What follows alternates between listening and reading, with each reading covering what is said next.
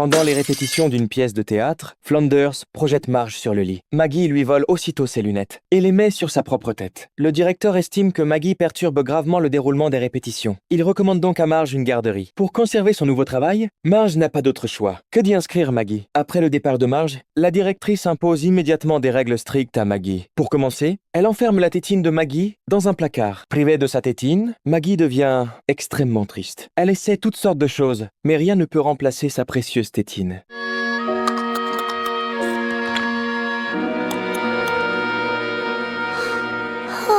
Alors, pendant la sieste, elle se lève discrètement de son lit. Elle appelle deux amis à l'aide pour préparer ensemble un plan afin de récupérer la tétine. Même s'ils ne savent pas parler, ils comprennent parfaitement les pensées des uns et des autres. Rapidement, ils construisent une échelle avec des jouets. Maggie réussit à récupérer la tétine, mais celle-ci reste coincée dans une fissure. Alors qu'elle est en train de la téter, Maggie fait accidentellement tomber l'échelle. À ce moment-là, elle essaie toujours de sortir la tétine coincée dans le placard. Lorsque la directrice découvre que Maggie prépare encore une bêtise, elle décide de la punir. L'un de ses camarades lui lance alors une balle. Après avoir été enfermée dans une boîte d'isolement, Maggie n'a plus qu'à jouer avec cette balle pour passer le temps. Le lendemain, profitant de l'absence de la surveillante, Maggie lance un nouveau plan. Elle sort les outils qu'elle avait préparés à l'avance. Puis, grâce à l'élasticité des rideaux, elle grimpe dans la conduite d'aération. Très vite, elle se retrouve juste au-dessus de la clé du placard. Ensuite, Maggie attache une corde provenant d'une peluche autour de sa taille, puis prend deux biberons pour ajouter du poids. Elle saute alors directement vers le sol. Mais à ce moment-là, le garçon chargé de surveiller les environs aperçoit la directrice qui approche. Les enfants avaient préparé à l'avance un système de signaux secrets pour s'avertir lorsqu'il fallait battre en retraite. Maggie lâche immédiatement les biberons et attrape la clé. Juste avant que la directrice n'entre dans la pièce, elle réussit à retourner dans la conduite d'aération. Maggie utilise ensuite un pistolet jouet pour fabriquer une tyrolienne. Puis, elle transforme un cintre en planeur improvisé et glisse jusqu'au placard situé de l'autre côté. Après avoir ouvert le placard avec la clé, elle récupère les tétines à l'intérieur et les distribue à tous les enfants. Maggie, c'est l'heure d'aller.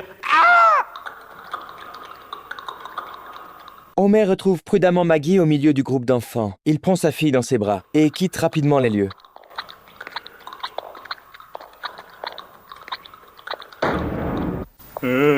Les bébés.